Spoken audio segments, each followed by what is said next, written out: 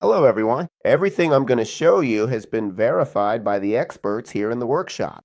So take a deep breath. There's a solution for this. When you see this message, I want to tell you something.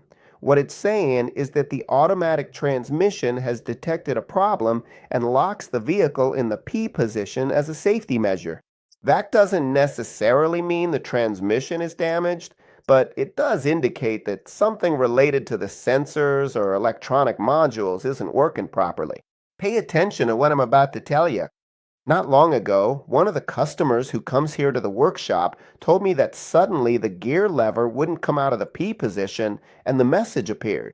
He also told me that he thought he had lost the transmission. Listen closely.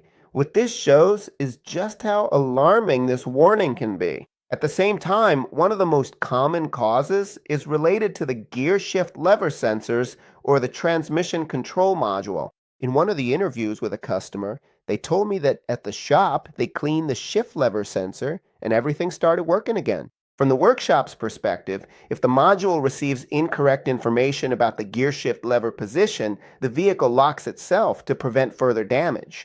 As we technicians here at the shop like to say, the car would rather stay put than risk damaging the transmission. On the other hand, electrical problems or voltage drops can also trigger this message. One of the customers told me that the battery was low and suddenly this error started to appear. In these modern cars, any voltage fluctuation can affect important electronic modules, including the transmission, so the system limits the vehicle's operation until everything returns to normal. Also, in some cases, the transmission control module may need to be reset or have its software updated.